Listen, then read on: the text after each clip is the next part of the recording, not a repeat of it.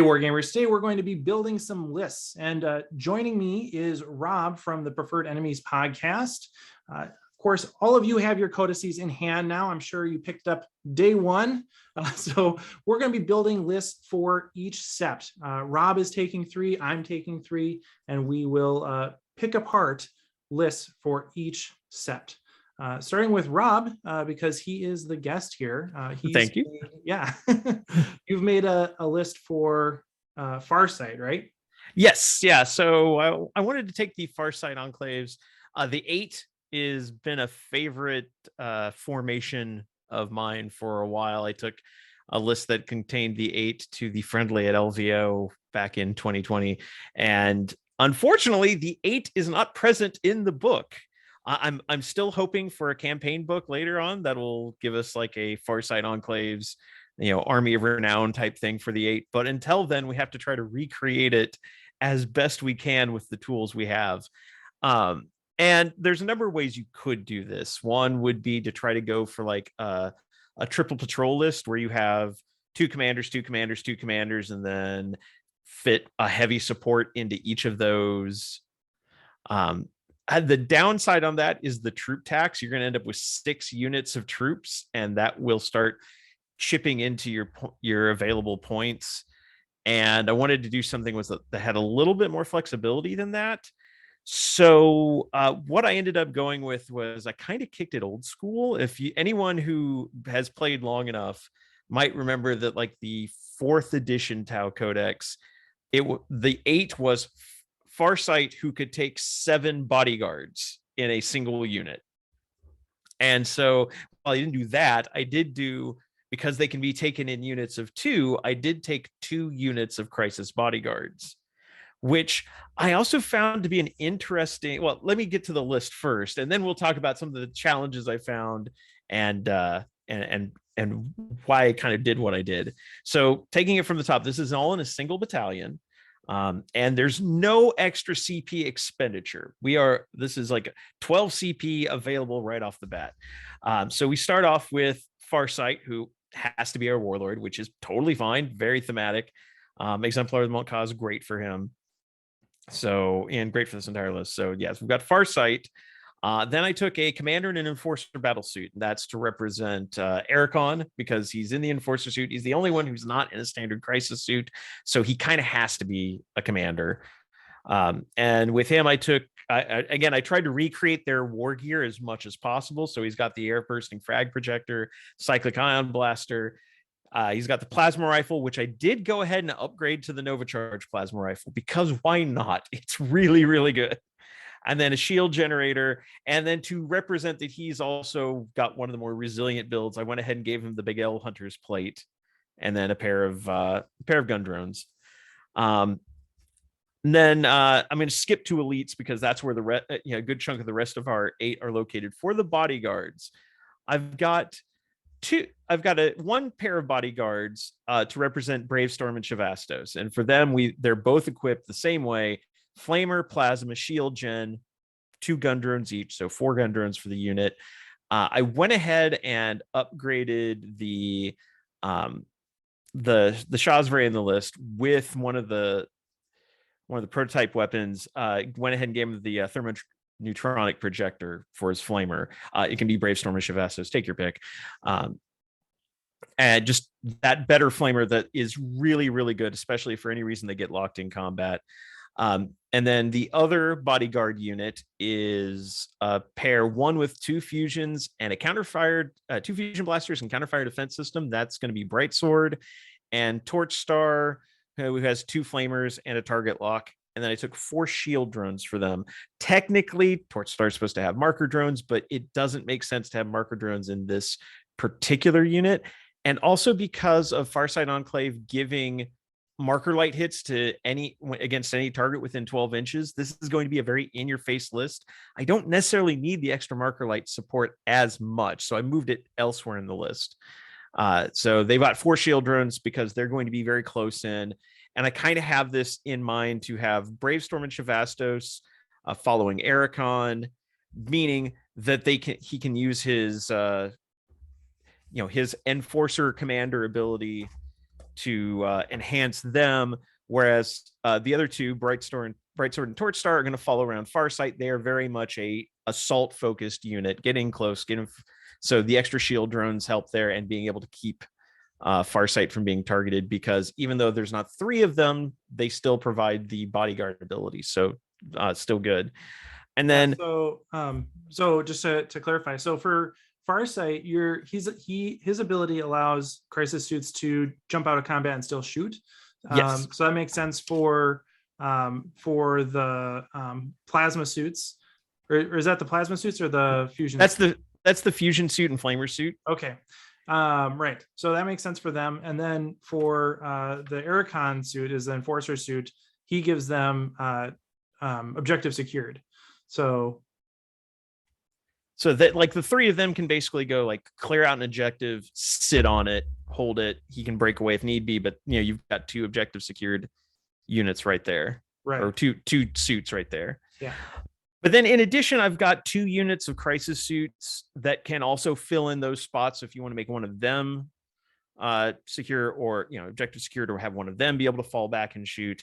One is more geared towards clearing out blobs of units, so they each have a burst cannon and 2 flamers, and then 1 packing an early warning override just for the free overwatch potential, and then 2 target locks to remove any cover saves against those. And then a second group of 3 suits that are all cyclic ion blaster, fusion blaster, plasma rifle. They're more geared towards punching at vehicles or elite troops. And then again, early warning override and a pair of target locks on them as well. So you've kind of got 2 different like units depending on what you need to go up against. Going back to now troops, we've got 3 units of breachers. Breachers are perfect for playing this Monka style, very much in your face, rush forward, use the emergency debarkation to push them forward, drop out.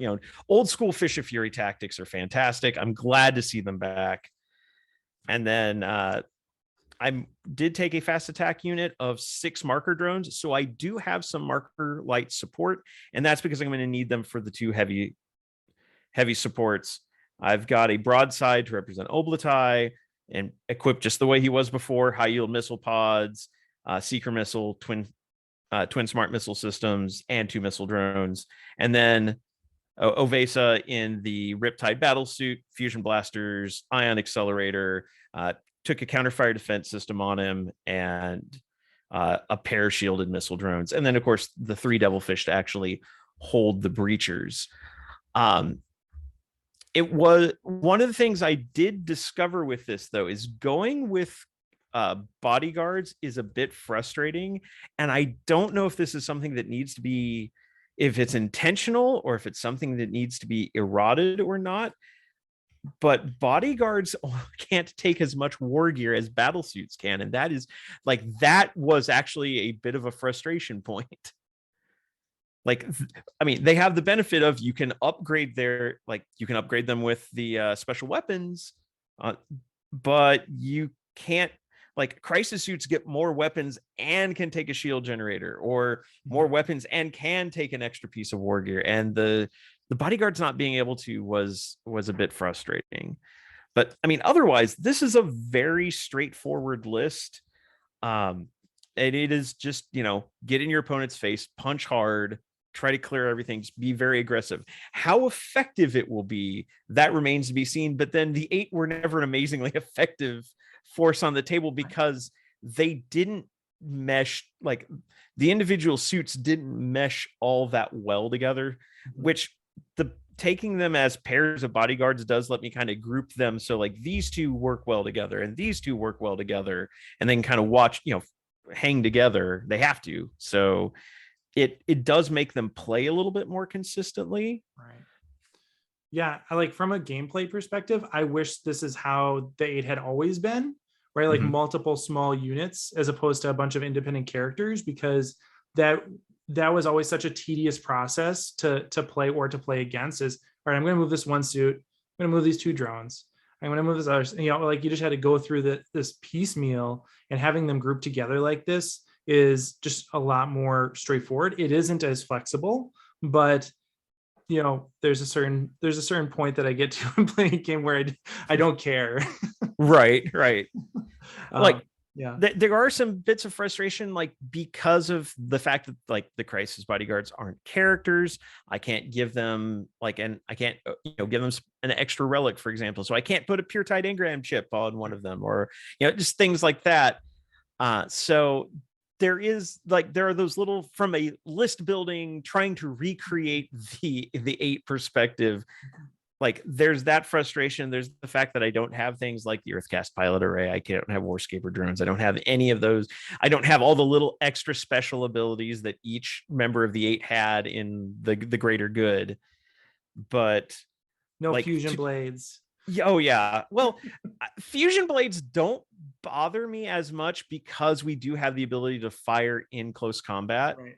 which helps. Although it is a problem that, again, because they're bodyguards, they don't have the better ballistic skill that commanders would have. That's the one part where this list kind of takes a hit on recreating those characters. Mm-hmm. Is that like like a triple patrol list, the individual commanders would be better, but you would have the problem of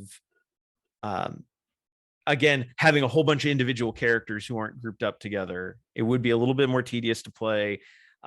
You wouldn't the characters wouldn't necessarily be protected in any way either, unless you had you'd have to use all the troops and kind of follow them around, and they would start to outpace the troop movement very quickly, because you wouldn't have enough points I don't think, to put every troop into a Doublefish, for example. There'd just be no way.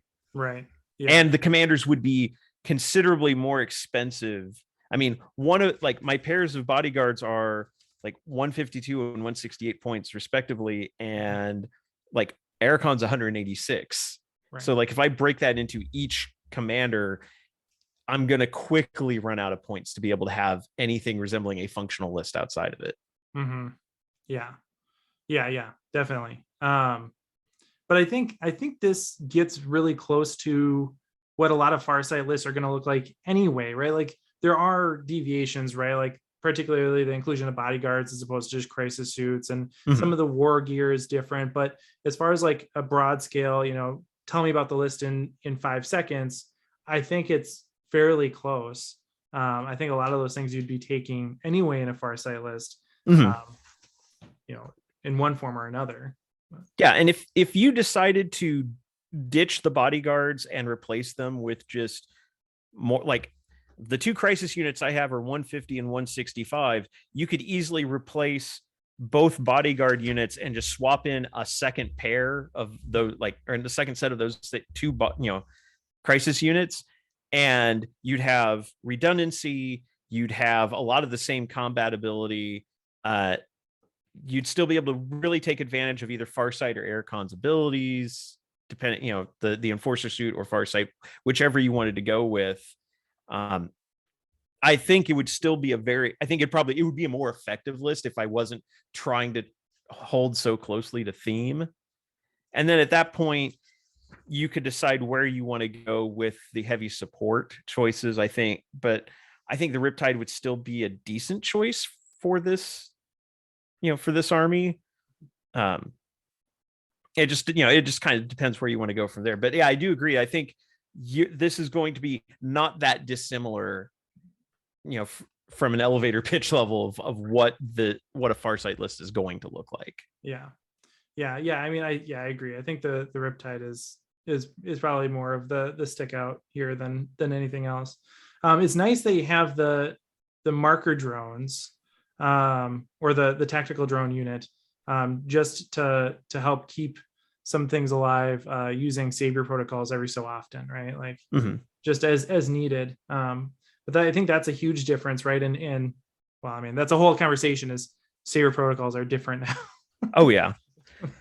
Much less annoying to play against, though. Yes. And as somebody who has cheesed out on savior protocols to keep a town hour alive in tournament play, I'm glad they fixed it. It's something that needed changing, even if it meant we were going to take a bit of a hit on it.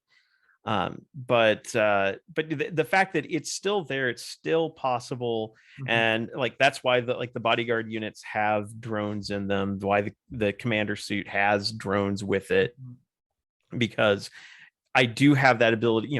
It's extra firepower or defense depending on what I need. And yeah, I can always throw a drone away to to make a ditch save if I need to. Right. Yeah. No. In short, I think I like this system a lot more than the old one. But okay, great. So then I will do a Sacea Sept list. So again, the Sept tenet for Sacea is that vehicles outside 18 inches, infantry outside 12, count as having dense cover. So they're -1 to hit. So the idea here is that they're harder to hit. They're a little bit more durable than other lists just at range. And so with my Sacea list here, I'm looking for something that is largely trying to stay away from opponents and focusing on holding objectives and holding objectives at a distance and doing what they can to just keep people away from the objectives, and not necessarily be quite as aggressive as Markov focus list might be.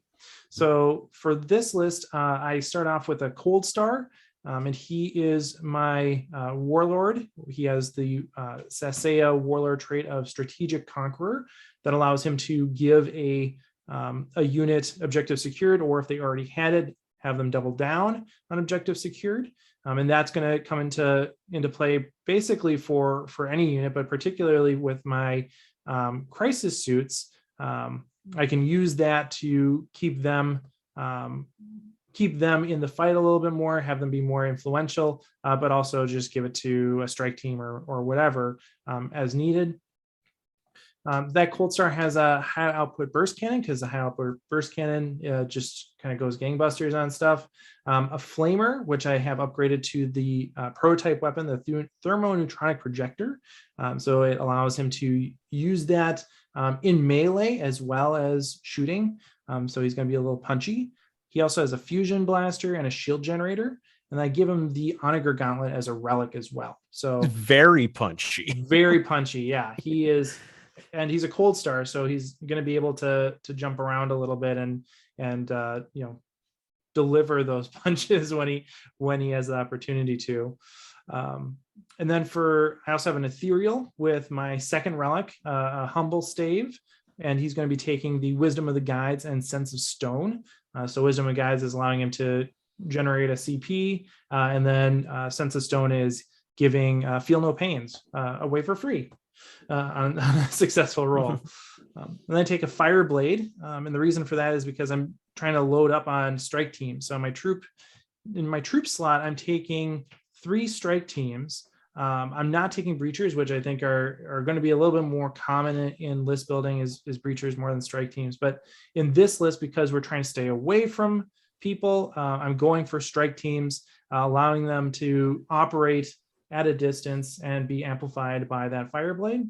I'm also taking 2 units of Kroot, 10-man units of Kroot, in a way that will allow them to screen and kind of, again, run some defensive roles here in order to keep things away from the units that I really want to protect. They also have the ability to use the stratagem to do like heroic intervention, which will be useful when eventually the opponent does roll up on some of these units. For elites, I have 2 crisis suit squads. The first one is equipped with 2 plasma rifles and a missile pod, again, keeping with the theme of working at a distance. So all of them have 2 plasma rifles and a missile pod. There's also an Iridium suit in there, 2 shield generators and an early warning override, as well as 2 shield drones. And I've upgraded the Chazvray in this unit to have the resonator warheads. So that is a prototype system that has the movement distance of infantry, cavalry, and beasts, I think, at least beasts and infantry. So it makes it so that my opponent is going to have a harder time getting to where they want to get, and kind of, again, supports me in my mission of staying the hell away from everyone. And then the second unit has a plasma rifle, fusion blaster, and cyclic ion on all 3 suits. And again, the same kind of loadout with 2 shield drones, an iridium suit, 2 shield generators, and an early warning override. And so both of these have the early warning override in order to facilitate overwatch, but then shield gens just to kind of keep them a little bit more protected and durable, especially if they're going to be sitting on objectives. I want them to stay in the fight. Mhm. Then I have 3 units of Pathfinders. And I think Pathfinders work really well in Sacea because, I mean, generally they Pathfinders, just blow away like dust in the wind, right? Mhm. And they'll still do that, but they're going to be a little bit harder to hit. So I think that works out well for them. And I've given each squad 3 rail rifles because rail rifles are punchy, and a pulse accelerator to extend the reach, or not extend the reach, improve the AP now of their carbines. So that makes their carbines -1 AP instead of a flat dash AP, which is good given the number of shots that's going to be in that unit. Then for heavy support, I have 2 Sky Rays, and those Sky Rays work well with the Pathfinders because that allows the Sky Rays again to position in a way that they're going to be potentially out of sight, but also they can operate in a way that they can shoot things that are going to be potentially obscured or otherwise hard to hit. And one of the best things about, I'm so happy Sky Rays don't run out of seeker missiles. Oh, Skyray's got such a glow up in this version. Yeah, one of my lists when we get to will also be running dual Skyrays for very much the same reason. They're fantastic now. They don't have the curve appeal of a hammerhead, but I think that they have a lot more general application, and you can be kind of sneaky with them in a way that you can't with a hammerhead. Well, yeah, hammerheads definitely draw more attention, and I think obviously Games Workshop put a lot of focus on there when they have when you have an article where the headline was originally titled like why you should fear the Tau railgun, right? You're definitely going to draw a lot of people's attention to it. Mm-hmm. And I think people could end up sleeping on the Skyray if they're not careful because it can put out a lot of very consistent damage. Right. Yeah, definitely. And then I have a unit of broadsides with the heavy rail rifle and plasma rifles. I mean, you could, and this is someplace. So the thing about the heavy rail rifle, plasma rifle broadside is that it's very good if it can shoot at something, right? Like if you can land the hits, it's gonna be highly effective. I think the smart missile system still has a place in the tactical sense that, of course, you don't require line of sight. So there is value there, and so this is a place where maybe I would adjust the list a little bit, maybe to take smart missiles depending on how things were going for me after getting a game or 2 in with this. But heavy rail rifle, plasma rifle.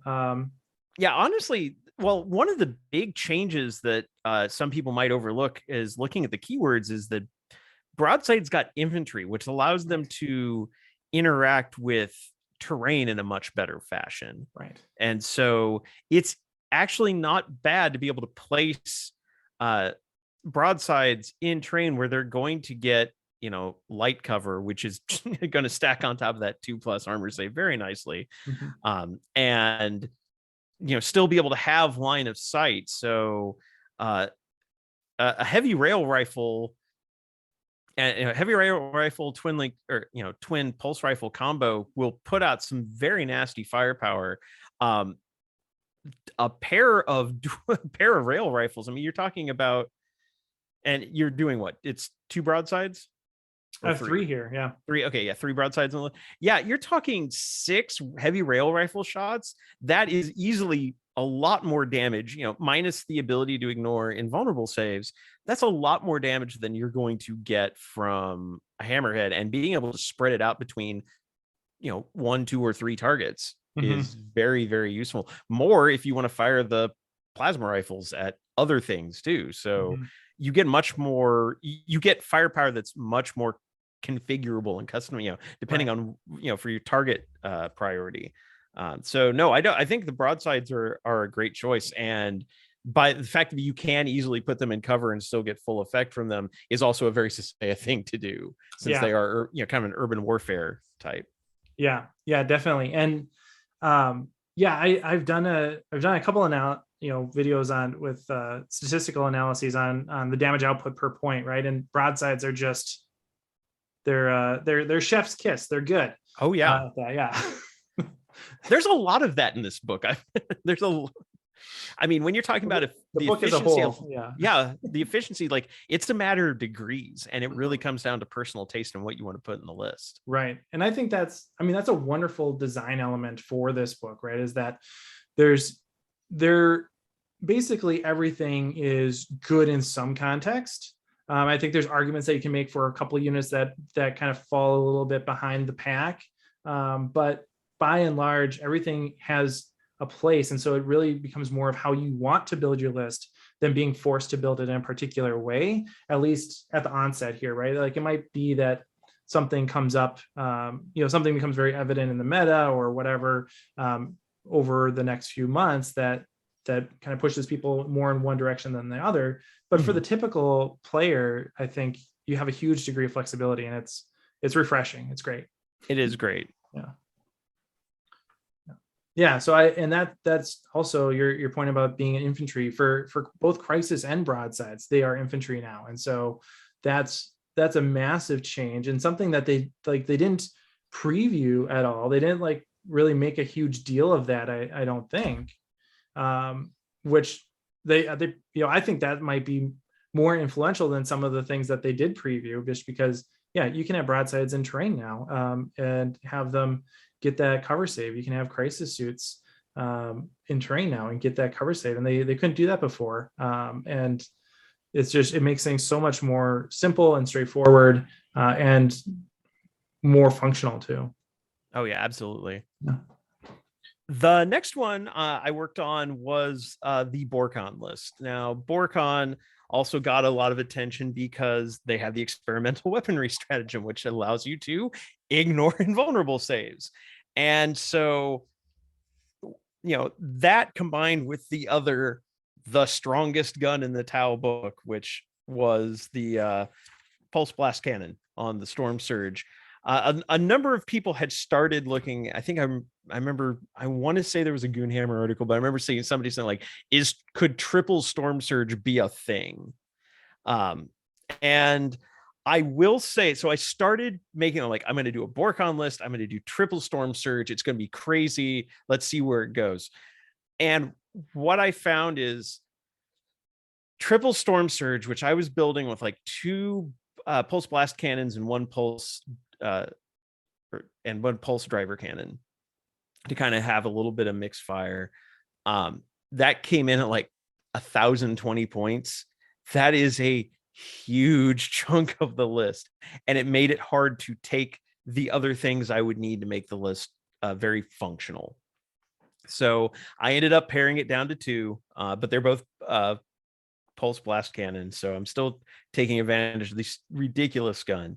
And with the tenet of 4 inches of range to all my ranged weapons, and the benefit of anything strength 7 or less is at -1 strength against my vehicles or battle suits, it does mean that I can avoid kind of chip damage on Storm Surges, which Storm Surges are very hardy now. But it also means I can ignore, I can lean it towards other things I'm packing as well. So I went with this list is going to be really CP heavy, because super heavies, Lords of War are expensive to take.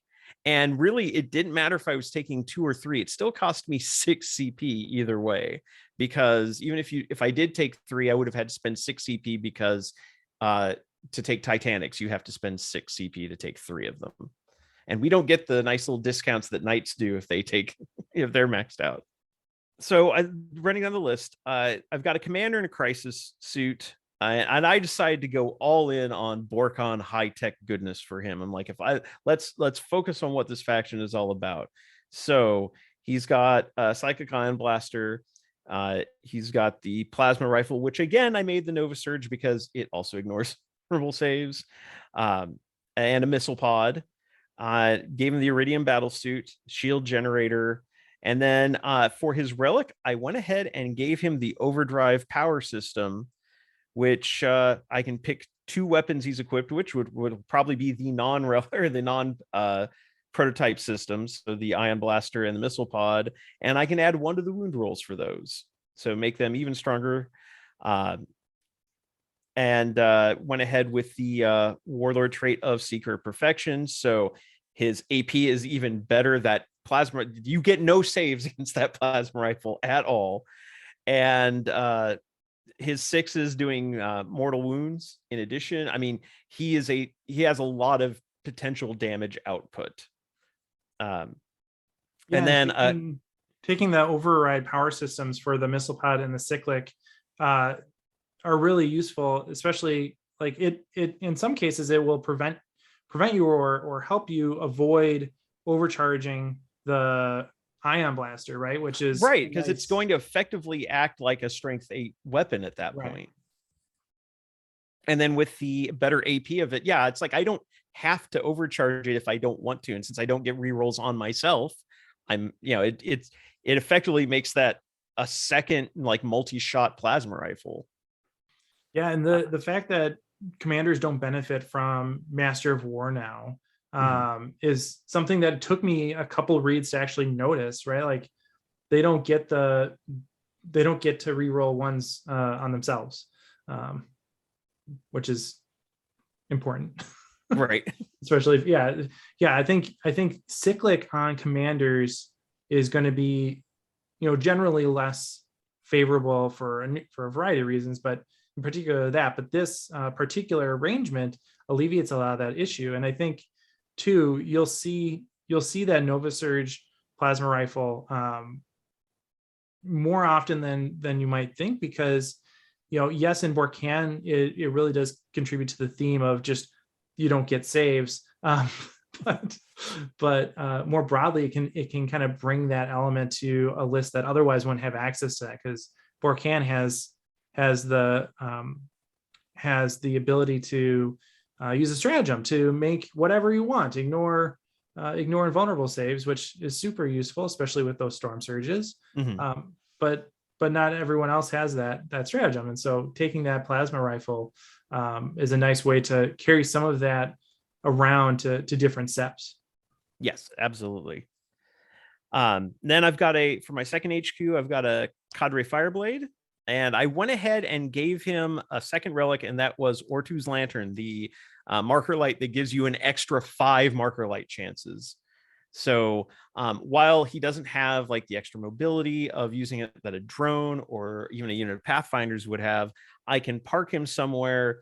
In fact, I plan on parking him with a unit with a strike team, and he can put, like, if something gets in his line of sight, he can put out a bunch of marker light shots onto it, and which will help the storm surges or anything else that I happen to have going. So just wanted to kind of maximize. Also, Ortu's Lantern is a Borkan item technically if you read the fluff on it. So just again, thematic. Troops, I've got 2 units of Breachers who will be going into Devilfish, and then, as I mentioned, the unit of the strike team, and then I did go ahead and give him the SMS support turret. So that is one, like, I'm going to park that on an objective in my deployment zone with the Fireblade, and they're going to hold that objective and just put out fire. I mean, rapid firing at 20 inches with his ability to make 6s explode and reroll 1s for them will be really useful.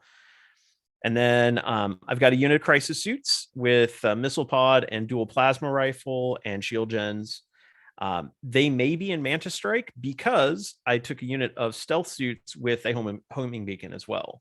So I can kind of place them forward. This is going to generally be more of a Callion style list, but I can place the Stealth Suits forward a bit and drop the Crisis Suits where I might need them if I want to. I have that option to drop them early on in the game. And because both these stealth suits and crisis suits are battle suits, they will take advantage of that subtract 1 from strength at incoming fire. Those are going to be things that mostly draw like bolter or lasgun fire, and that's going to make those weapons very ineffective against them. Next up is the Pathfinder, 2 units of Pathfinders with triple rail rifles. We've already discussed that they're great. And again, the extra range will just make them like I can put them somewhere as long as they're within 36 inches of a target for marker light support, which on the smaller tables we're on, that's going to be most of the table, depending on where you put them. I've got damage output and 6 with the way I've got units set up. I don't need a ton of marker light support as long as I can have 2 or 3 units putting it out. So should be fine there. Heavy support, pair of the heavy rail rifle, stabilized optics, SMS broadsides, 2 units of 1 each. And then, the 2 devilfish for my breachers, and then the 2 storm surges going with the pulse blast cannon and twin burst cannons for those, and with the target lock and velocity trackers on those. One of the great things, like with the cluster rocket system, I have plenty of firepower against blobs. I can with the blast cannons, and the extra range on the blast cannons, anything that gets a bit too close is in a world of hurt. And then with like the destroyer missiles as well. There's these 2 suits put out easily more than 600 points or 700 points worth of firepower.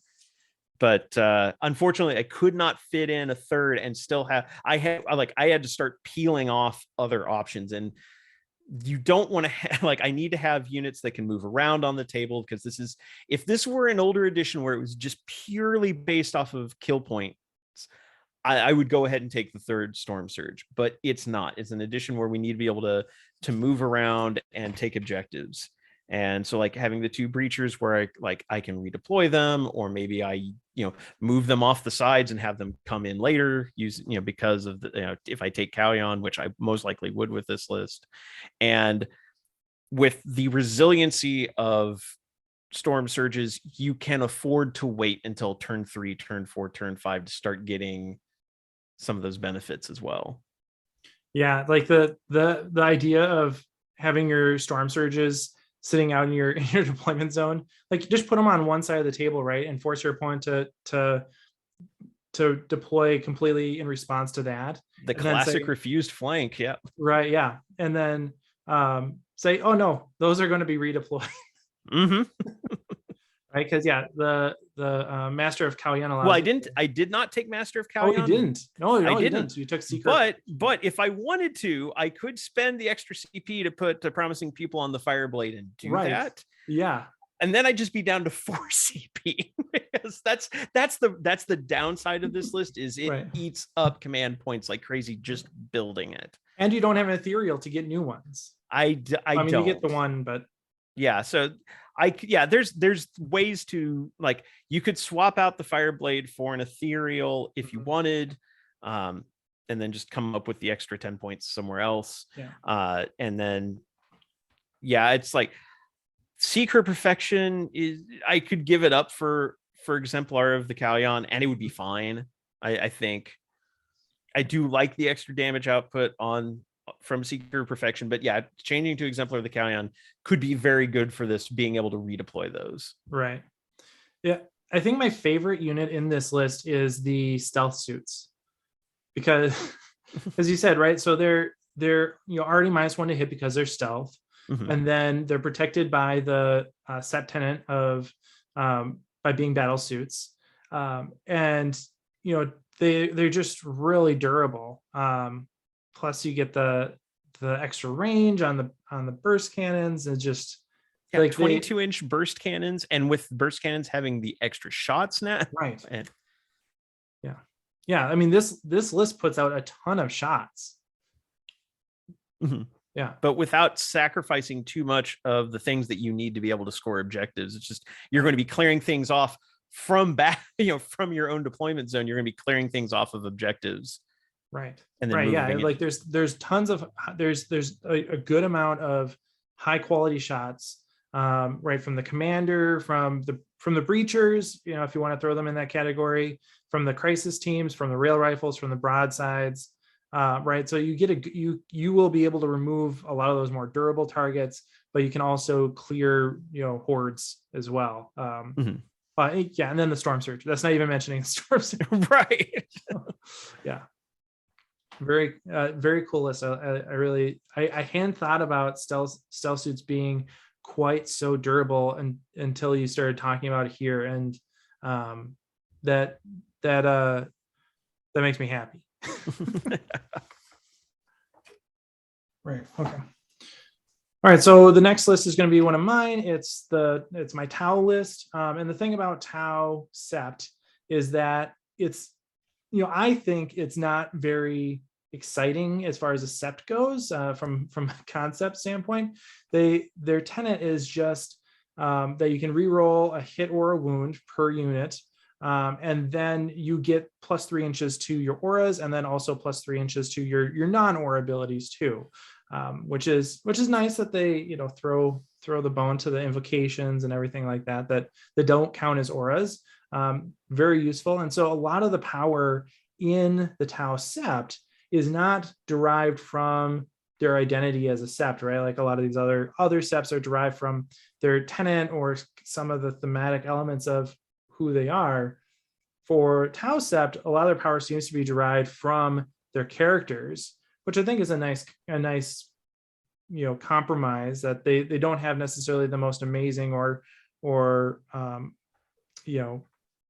impressive sept tenet just off the top, but when you get to look at the characters and what the characters can do, then you start to see things that really are the force multipliers that you would otherwise have incorporated into the tenets.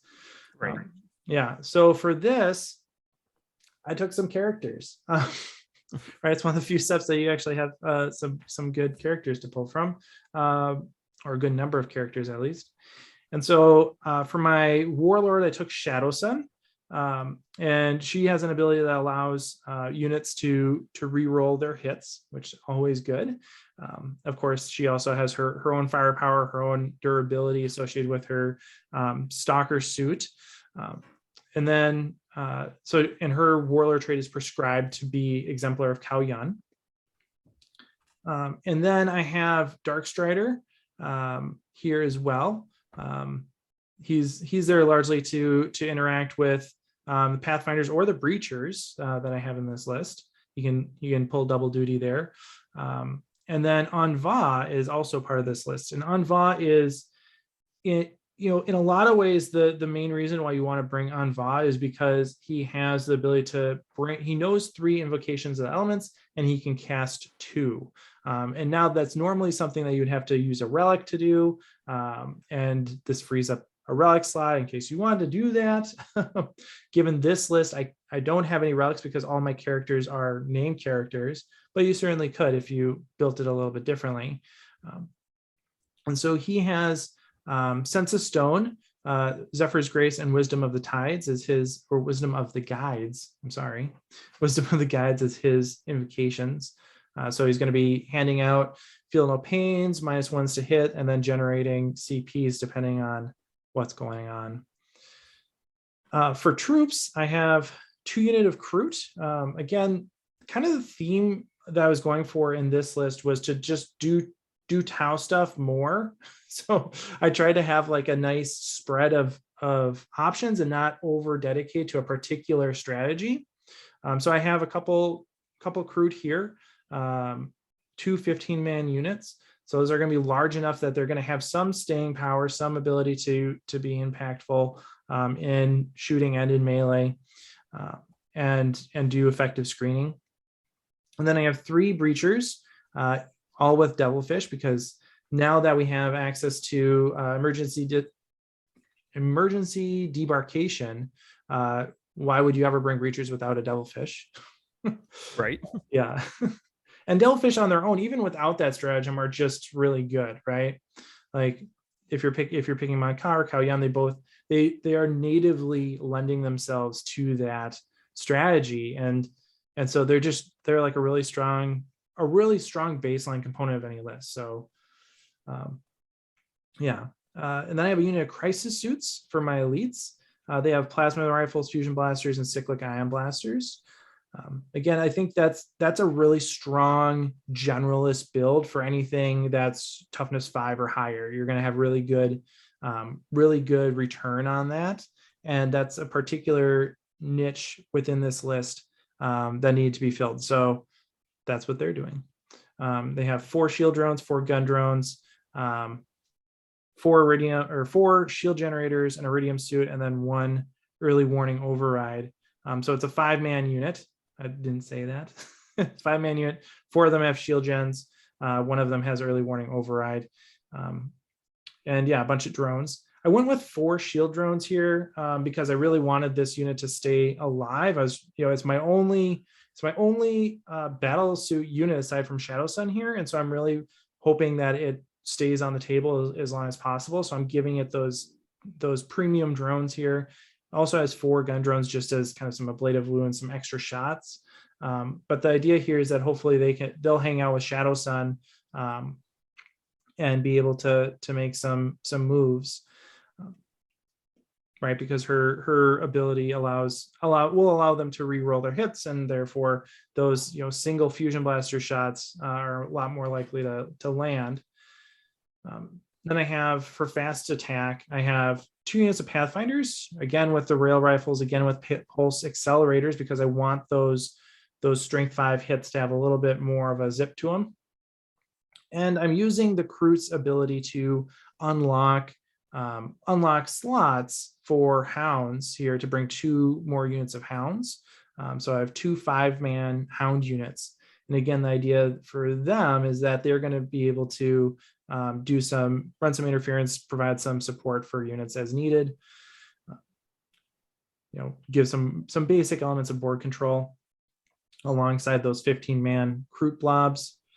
For heavy support, I have 2 hammerheads, and they're equipped with railguns, and then the accelerator burst cannon. The accelerator burst cannon is the gun that now comes on the Devilfish stock, and I like that they've differentiated this from a basic burst cannon. That's a nice little bone that they've thrown to the vehicles, is giving them a special burst cannon, especially because it never really made sense to me that the giant burst cannon bit was the same profile as like the little crisis one, or even like the XP15 burst cannon, right? Like right when they first came out. So I have the 2 hammerheads there, and they each have a seeker missile.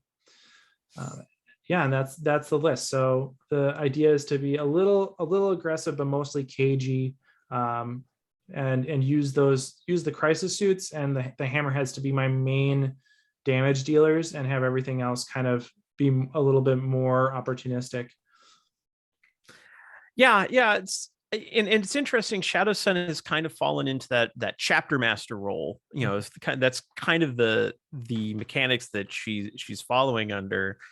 And it's interesting to see how she's changed too, because like how her drones function has wildly changed from like one of her her older version, where like she could pick a target to just be able to reroll ones or something like that. It's like her drones mostly protect her and give her like auras, make her auras bigger, and so it's like you can place her anywhere. I did have a question. Would you stick with her standard high energy fusion blasters, or would you like swap one or both out for the dispersed? Or I didn't really specify that. So I mean, I think I probably would stick with the high energy ones, just because that I have a little bit of the dispersed niche filled by the cyclic ion blasters here. So I don't think it's totally necessary to switch away from that. And the high energy ones are valuable in their own right. So I kind of would want to stick with that, but this list doesn't have a great volume of fire to it necessarily. So I could see switching away from it too. Mm-hmm. No, I could see going either way, and the high energies do have the benefit of a little bit extra range. And while you only do have 2 shots, it's Shadow Sun. She's hitting on 2s, so you're likely fine with that. Yeah. I mean, yeah, otherwise it's like, as you said, Tao's thing now, because before it's like, oh yeah, you took Tao because of the greater good ability and how they made that even better. And of course that is not a thing. And I think you're right, you really want to kind of lean into their characters as strength. And whether that's, going with, Shadow Sun, Dark Strider, Anva, or, again, some combination of them, or like you could easily fit in, like if you wanted to, for example, you could find the points to maybe swap out one, like you could spin the Kroot into a separate like patrol detachment and swap one of the hammerheads for long strike. And he would make that other hammerhead better as well. So that, like if you want to go just all in on Tau characters. Right. But I think you're right that is where the strength of that sept is in the characters. And I mean, the ability is nice. It's effectively a whole bunch of free command points, if you work it out over a game. But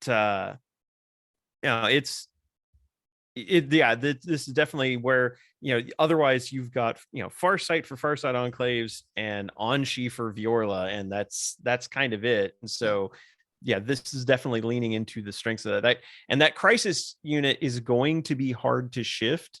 And while you have the option to use Savior Protocols with 4 shield drones, and with the fact that they have 2 wounds each and a 4-up invuln and don't count as a morale hit if they die, somebody's going to have to chew through a lot before they start affecting your suits in any meaningful way. Right. Especially if they're benefiting from Sense of Stone, or Zephyr's Grace, right? Like it's going to be a tough a tough thing to move. Right. And the fact that it's Tau means that you don't have to be very close to Anva to get those benefits, right? Anva can be hanging out, almost half a board away. So, you can get the benefits really easily from Anva, and so you can position things in a way that he's going to benefit. He's going to be benefiting different units depending on what you need fairly easily. So I really like that component of the sept, is that it does have that flexibility with the auras, and that could be really powerful depending on the particular board setup and stuff like that. Oh, absolutely. Now, for my last list, I was working on Dalyth, and looking at Dalyth, you're really only going to play Dalyth if you are wanting to use auxiliaries. I mean, everything in this set leans into auxiliaries hard, except maybe the signature system. So if you want to get the most out of Kroot or Vespid, because that's the options right now, we're still waiting for those, like the Demiurge or any other race they wanted to give us. But until then, this is what we've got. So I tried to figure out a way to lean into that and also play into the strengths of Dalyth, which is outflanking. I mean, that's their stratagem, being able to bring things on from any battle edge if it's in strategic reserves. And so I kind of wanted to play around with that as well. And so the list just starts out, I've got a battalion, which is a commander in a cold star suit. I wanted the extra maneuverability of this guy to be able to get him into position with the high output burst cannon, missile pod, flamer, which I've upgraded to the thermoneutronic projector, because why wouldn't you? Right. And then I went ahead and took the positional relay as the 4th piece of war gear. Because I'm going to have a unit of breachers in a devilfish, I can put that into strategic reserve and then basically bring it in as if it's a turn earlier. So changing where I bring that in. So basically you can bring them in, anywhere except for your opponent's deployment zone starting turn 1. Right. Yeah. And then for the relic, I took the solid image projection unit because that gave me effectively a shield gen without having to take a shield gen, and the ability to, like, the first time I take damage each turn, it's 0 damage. So it allows him to act in a forward fashion, and even though he's in a cold star suit, which is not going to be as resilient as if I could make it an iridium suit or put him in an enforcer, it still gives him the durability he needs to be able to be forward and survive. And then I took an ethereal, went ahead and put him on the hover drone because that's how all the new models are. So I figured, well, we'll lean into that. And I gave him Power of Tides and Wisdom of the Guides. Wisdom of the Guides, of course, obviously extra CP, and Power of Tides because it actually helps auxiliaries. Troop-wise, the aforementioned Breacher team, who's going to be in a Devilfish, and then 2 strike teams. This is probably going to be more of a Callion list. And then in elites, I went ahead with 2 crisis units, one that's all ion blaster, fusion blaster, plasma rifle, target lock, and one that's AFP, burst cannon, Tau flamer, and target lock. So again, kind of that one that's good at popping elites and vehicles, one that's good at going after units of troops. A standard Pathfinder team with no rail rifles this time. And then a unit of 2 piranhas who don't need the extra stratagem to be able to outflank. And I went ahead and loaded them with, I kept the piranha burst cannon. It's nice to have a couple of varieties of burst cannon, and having the piranhas have better damage output than, like suit mounted weapons is very nice. And then put a pair of seeker missiles on each of them. I am so grateful that seeker missiles no longer require marker lights to fire at ballistic skill. So it allows me to outflank in some heavy damage output wherever I'm going, coming in from.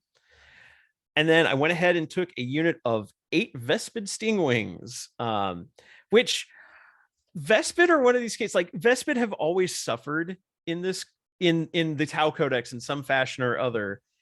And it's a shame. I think this is actually the best iteration we've gotten of Vespid. And they're marine killers. I mean, their guns will straight up murder Marines. It's just they're still a little bit weaker than some of the other options that you can take. But this is one where I kind of took it on the chin for theme and went ahead and brought in a unit of Vespid. And being able to drop them in and unload a lot of fire on somebody is not a bad thing to have. Right. And I totally agree that this is the best version of Vespid that we've had outside of the Dawn of War games. And I think if you wanted to go a different route in this list, you could have gone way harder on Vespid because their weapon, right? The neutron blaster is, and correct me if I'm wrong, strength 5, -3 AP, 2 damage, right? And assault 2. So they shred Marines, but they're only 12 points. And so you can, if you go, max out 3 squads of them, they can take out something much bigger than a Marine very effectively, especially if you're playing Dalyth, where they can benefit from your tactical philosophy. So if they're benefiting from Anka, now suddenly they get real scary real fast. Right. Yeah. And it's also why I took Unifying Influence. One of the reasons I took Unifying Influence as my Warlord trait is if they drop in within 6 inches of that commander, they can now use marker lights as well. Right. So if the Pathfinder's lights light up a unit of Marines that I want to kill, that makes them that much more effective. Right. And the weakness of Vespid is their staying power, right? That they're bugs, you can squish them, right? Right. And this is true for anything, but sometimes the best defense is a good offense. So if you jump down there and take out whatever is nearby, then that makes them a little bit more survivable because potentially there'll be fewer things to shoot at them, which will be good. So, yeah. Moving into heavy support for this one, I went ahead and took a Hammerhead and then 2 Sky Rays. Again, the accelerator burst cannons on the Hammerhead, fantastic gun. Glad to see it. And then, Yeah, the Skyray I think is a gem that could easily be overlooked. So yeah, two of those, because that hammerhead's going to draw a lot of attention. The Skyray's not so much, and I think that could, it's one of those things, lead your opponent to make bad decisions. And then the Devilfish for the unit of breachers. The Devilfish also is carrying 2 Seeker missiles, so that when it, again, if I bring it in with that positional relay, then it'll bring fire wherever I need it. And then I went ahead and did a patrol. I've got a the HQ is a commander in a crisis suit with burst cannon, ion blaster, plasma rifle, shield gen, and I went ahead and upgraded his burst cannon to the DW02 advanced burst cannon. Again, it's one of those things, like, I had the points left over. I couldn't spend it on much of anything else, so why not upgrade him?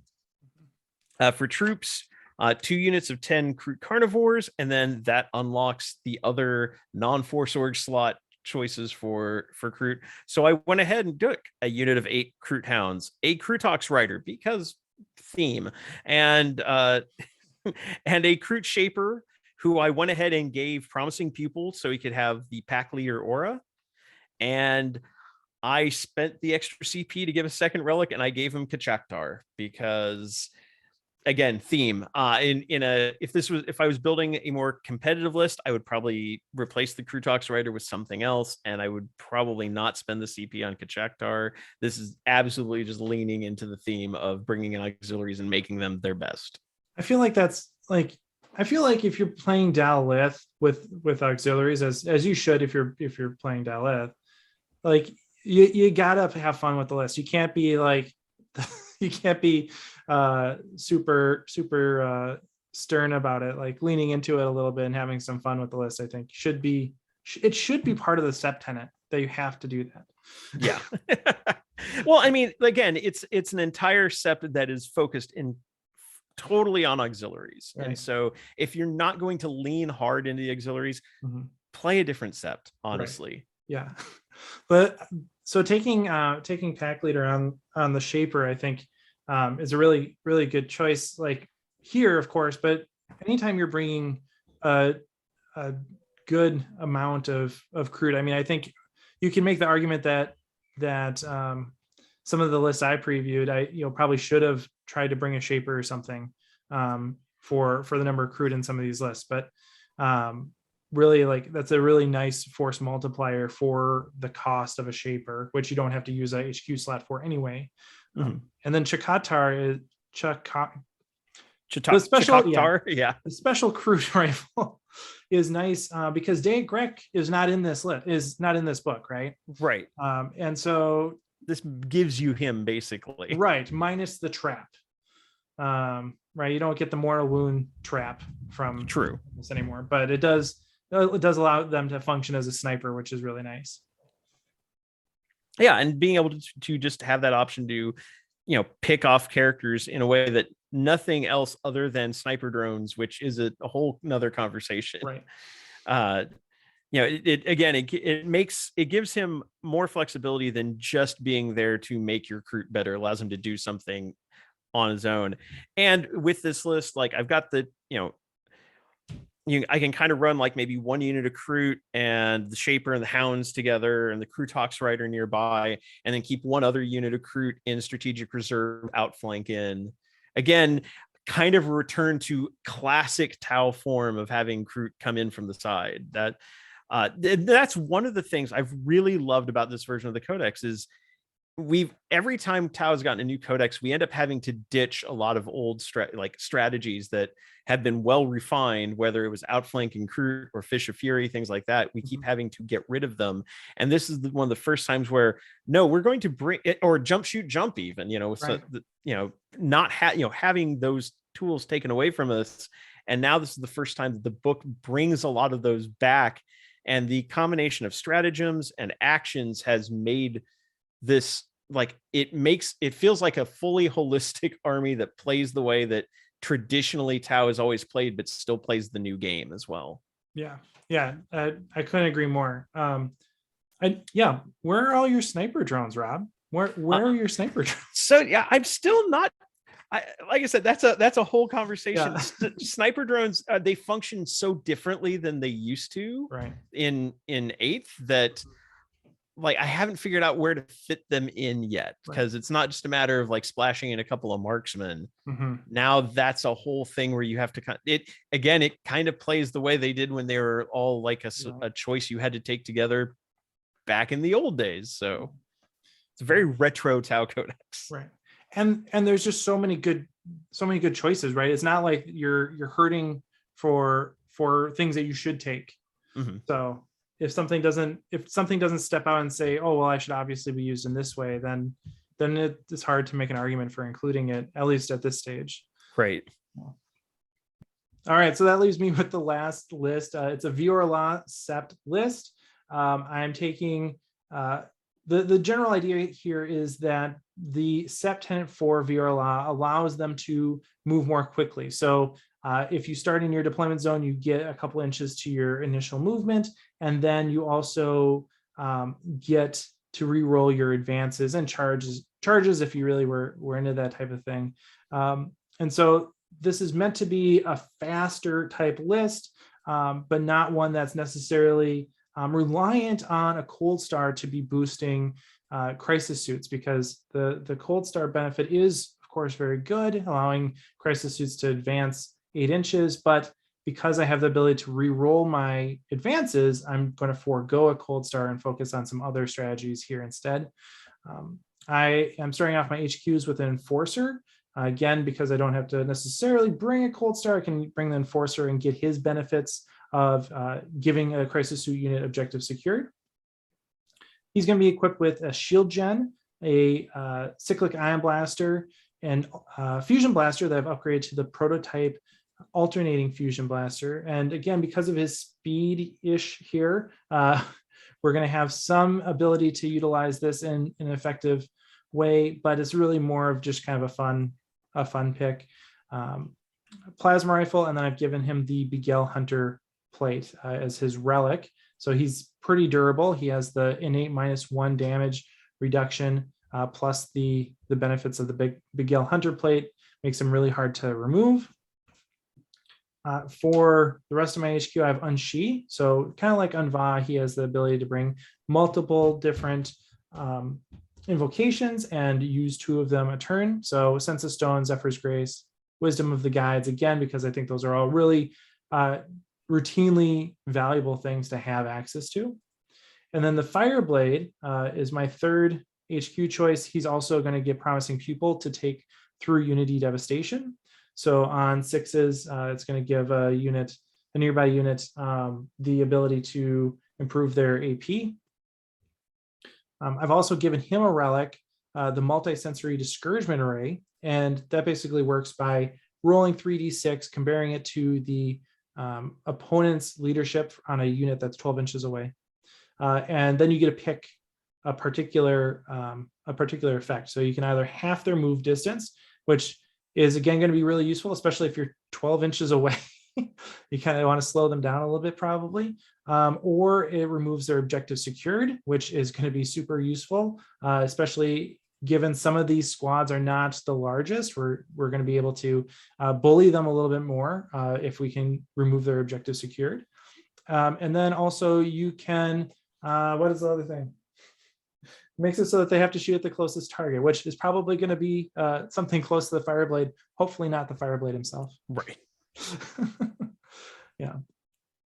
Right. So I have a nice HQ block here that's offering a lot of different buffs. For troops, I have a unit of I have a strike team.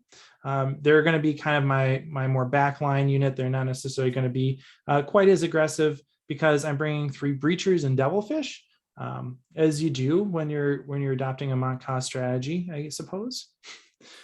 So I have 3 breachers to fill the typical role healer, but the breachers don't have any drones or anything with them, so I can easily fit Unshi or the Fireblade in one of those devilfish and have them, do a ride along with these breachers in a way that's going to allow a little bit better placement of some of these effects. For elites, I have 2 crisis suit units. They are equipped identically. They each are comprised of 5 crisis suits. Each crisis suit has a plasma rifle, a cyclic ion blaster, and a fusion blaster, which again, very generalist build for things that are toughness 5 or higher. In those units, I have 4 shield generators and an early warning override. One suit has iridium, and then I have 2 shield drones in that unit as well. So between the shield generators, the shield drones, hopefully they'll stay on the tabletop and be able to benefit from the combined influence of the enforcers buff and the multi-sensory discouragement array to really bully people off of some objectives. I also have a unit of stealth suits. And the stealth suits, as well as the other infantry here, the strike teams and breachers teams, are really intended to be useful for the hot-blooded stratagem, which allows you to kind of have some exploding hits. So the idea here is that these infantry units are really going to be able to put out a lot of output, and given the boost to the burst cannon on the stealth suits, they should really be able to deliver a high volume of fire where this stratagem is really useful. And then for fast attack, I have a unit of 8 drones, 8 gun drones. Again, just a little bit of volume of fire, but also allowing this list to have some saver protocols where necessary. A unit of Pathfinders with 3 rail rifles and a pulse accelerator. Again, looking for some more volume of fire here, but those rail rifles are really a good choice in general. I think most of the time, Rob, I don't know, what do you think? Most of the time that you bring Pathfinders, are you going to want to bring rail rifles too? Unless it's a matter of point shaving to try to fit in just a unit of Pathfinders to get marker light support. If you've got the points, and it's not a lot, 5 per rifle, right? Right. Yeah. I think, and because of how marker lights work now, I don't think there's any downside to putting in the rail rifles. And unlike the ion rifles, there's no risk of them killing yourself. So no, the rail rifles are very, very consistent. It's the closest thing we have to like the man portable las cannon that other armies get access to, and at the price that you can drop that into a unit, if you've got the 15 points to spare when taking a Pathfinder unit, I would almost always take it. Yeah, right. Yeah, that is the really nice thing about how marker lights work now, is you don't have to choose, right? You can do the marker light and do the rail rifle and be happy. Mm-hmm. Yeah. Yeah, and then I wrap up my fast attack with a unit of Vespid. I'm taking 6. And the idea here is that the majority of my army is going to be moving forward on foot or mounted in a devilfish. The Vespid are going to be one of those. One is going to be a deep strike unit to counteract that a little bit, because my position is going to be very, very telegraphed to my opponent. They're going to understand where I'm going, and so just having the Vespid kind of my back pocket to problem solve is going to be useful. Mm-hmm. And then I have 3 one-man units of broadsides. I think there's a good argument to be made for these being just 1 unit of 3 in terms of dealing with marker lights, dealing with buffs and stuff like that. But really, this is trying to mitigate some of that position telegraphing that I was just talking about. Also mitigating some of the damage that could be done to just a single unit. So by spreading out my broadsides here, I'm hoping that I prevent some damage, right? Forcing my opponent to overkill one suit as opposed to having that damage spill over to the other suits. And also just get some better positioning, right? Hide them in different ruins across the board and get some better line of sight. But that's the list, right? The idea here is that we have these broadsides kind of in the back line. We have the crisis suits, the crisis suits, the breachers in Devilfish, and the stealth suits all kind of pushing forward. Again, a very Monka style approach, hence the warlord trait, exemplar Monka. Right. No, it's definitely a list that's going to, it encourages you to play aggressively, which is exactly what Viorla and playing Monka should lead you to do. But yeah, I agree with you on the single broadsides. The only part where it could theoretically hit you is if you start running out of heavy support slots, but that's what a spearhead detachment is for, if you if you need to. But yeah, I think having them spread out, and as hardy as individual broadsides are, especially again being infantry, being able to easily place them and move them through cover, and like even be able to just move through the wall if you need to like keep them safe for a turn to prevent alpha strike, and then move them forward and be able to shoot. Having them spread out amongst the around the table is not a bad call. I do find it interesting that this is the list that ends up with the multi-sensory discouragement array and not the Sacea list, whereas like I was wondering, like in the Sacea list, I could almost have seen swapping out that Onager Gauntlet, as much as I love the Onager Gauntlet, especially in its newest incarnation. Where where your goal is like keep everybody at arm's length, the multi-sensory discouragement array would have really worked in there. Here, though, it's an interesting aggressive choice to push forward, like you said, have the Fireblade doing a ride along maybe with one of the breacher squads, and then dump them out and be able to use that discouragement array like the next turn. It's like, oh yeah, that unit over there you've got sitting on an objective is no longer objective secured. I'm going to take that. Thank you. Right.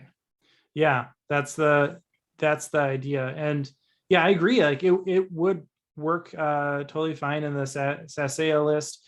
I was trying to not, well, I say that after throwing like the Big L Hunter plate and everything. But Big L Hunter plate is just that a little good. But yeah, I think you're right. I did include the Resonator warheads in that list. And so this would give a nice little bit of redundancy there, of course, because each one can only apply to one unit. So that is a nice point that would reinforce that that strategy in a very complementary way for that list. But yeah, here too, I agree with what you're saying. Like I like that strategy of bringing it in.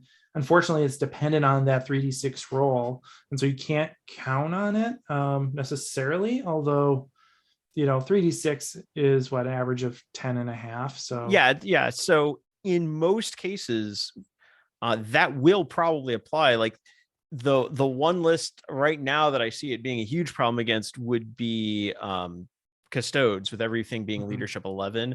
That's where it's going to be your biggest gamble. Yeah. But again, with so many units these days being like leadership 6, leadership 7, or even leadership 8, you've got a better than 50-50 chance to pull off the effect. Right. And I do like the flexibility of that relic as well, because it when you first read it, it almost screams like defensive, but it has uses in both. So I like the flexibility of it. Yeah. I think it's potentially undervalued in the current discussion for that reason. But well, and in this list where you've got abilities to, because like with the Enforcer, you can basically make one of your suit units count as objective secured. And then being able to take that away from another unit. Yeah. And you've got these 5-man crisis squads that can just come in and ruin someone's day.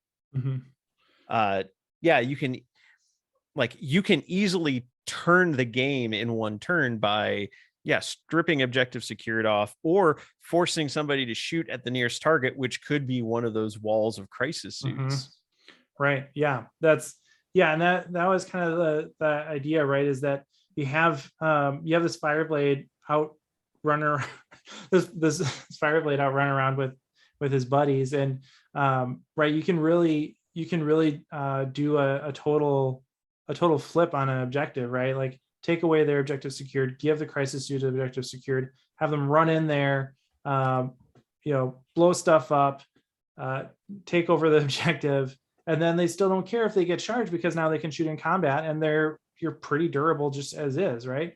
Especially with these shield gens and the drones. So you may have noticed that all of my lists have crisis suits, and all of my lists just basically focus on those crisis suits being the anchors for most of my objective capture, right? Like I'm trying. I'm trying to have those crisis suits be the main driving force of objective objective control, and then have everything else be supplementary. So the breachers, for example, coming in, even though they have objectives secured, they are there to perform their role, their offensive role, but also like I'm not counting on them surviving and being the main thing that's locking down the objective. That might be naive of me, but I hope that crisis suits really are the bee's knees of objective control. I know I don't think you're wrong there. I mean, like breachers are really good for clearing objectives, and I think, you know, for capturing an objective for a turn, I think they're solid. I mean, but yeah, having these, you know, resilient groups of crisis suits that can both clear objectives and hold objectives, and especially with the right combination of other buffs to help them do that. I think it's nice to see crisis suits actually being discussed as very viable, important parts of the army, which is something we haven't had for a long time. Right. Yeah, you have to go back to 4th edition for that. Yeah, 4th, maybe 5th. Yeah. So yeah, I'm in love with crisis suits in this book, and I want everyone to know. Well, and there's so many things that we haven't seen crisis suits really been like viable. They were getting a little bit better, and they kept, you know, trying to fix the point costs as if that was fundamentally the issue. And instead, what we've got now is we've got crisis suits that are very cost-effective gun platforms that also happen to be infantry, that can also deep strike, that also have a decent amount of movement, and have commanders that actively make them very playable, and allow you to pick what kind of commander you want to use to make those suits do different and, you know, have different roles. They've done a very good job, I think, of retooling the army so that crisis suits are useful, so that devilfish are useful again, but also the things that were still good before, like, you know, breachers were good in the right armies. Now every army can be one of those right armies for breachers.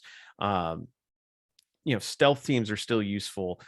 Broadsides are still useful. Like all the tanks, Sky Rays being useful again is fantastic. It's like, so there's so many good choices that you can really decide what angle you want to go for. And while your lists are leaning, like you said, with those crisis suits as kind of the anchors for capturing objectives, mine didn't quite as much. I was bringing them more as like scalpels to kill particular targets. But I think that also says something about the flexibility of the book, is that both of those are very viable choices. Yeah, totally. And yeah, I agree. I think I can't understate how happy I am with the flexibility in this book, right?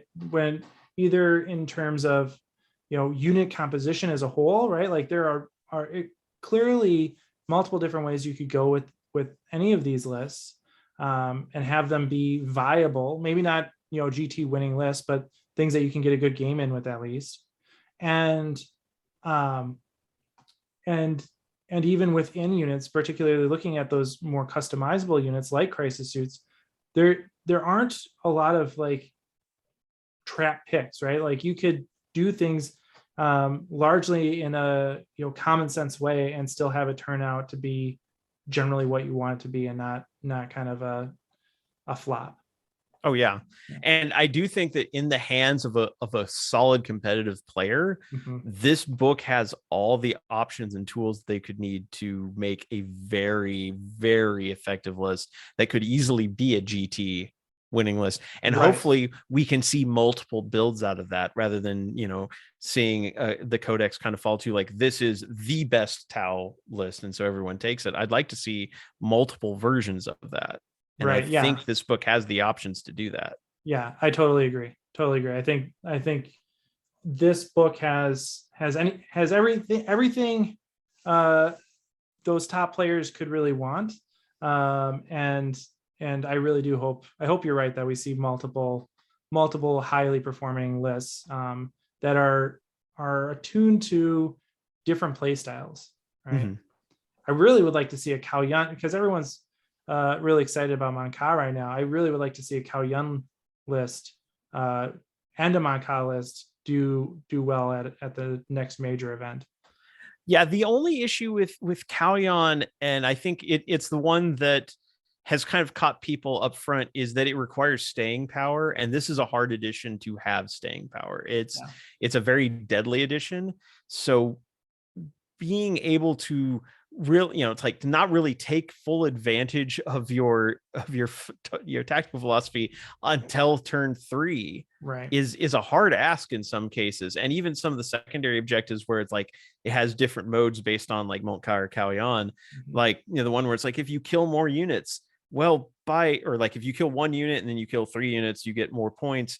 It's like by turn 4 or 5, there may not be enough things on the table to max those points out. So right. Callion's a tricky one to pull off. But I think both are going to end up being very viable. It'll just be interesting to see who's figured out how to properly unlock that, playing towards the end game rather than just trying to bull rush your opponent off the table like Monka wants to do. Yeah, it's hard to make the argument that you should win on turn 3 when you could win on turn 1. Yeah. All right. Well, thanks, Rob. That was a lot of fun. We got to see a really wide diversity of lists. And like we said, I think this book has a lot to offer any potential player. And hopefully this illustrates just one of the few ways you could build any of these different septs. Oh yeah, and thanks for having me on. This was a really fun exercise to dig into, because like some sets, like I definitely was pumped to do Farsight Enclaves. I had never really looked at Dalyth before, so it was a chance to kind of stretch myself and like see like what kind of lists can I make with this. And yeah, this book is very, very flexible, and so it's been neat looking at like 6 very different lists all out of the same book, very different strategies, but I think with the potential with probably some tweaks and touch-ups here and there to be effective on the tabletop. Yeah, excellent. Thanks again, and thanks to everyone watching. If you haven't checked out Preferred Enemies, please make sure you do so. There will be a link in the description below. And as always, happy wargaming. Hey everyone, thanks for watching. A while ago I made my own miniature. If you are interested in showing your support for the channel on the tabletop, you can pick one up either on Etsy if you're in the US or directly through me worldwide. Special thanks to our sponsor, the Magnet Baron, and also all the good folks over on Patreon, especially Mate Monk, Marcy, A Little Pink Monster, Bennaby Jones, Durza, Ever Keller, Robbie Goodwin, Jose Gomez, Ruger, Drew Pratley, Michael Byrne, Zealous Brimstone, Scott Heater, Stephen Cowan, Jared Egler, Chris Kessler, Tao Oswald, and Shifty.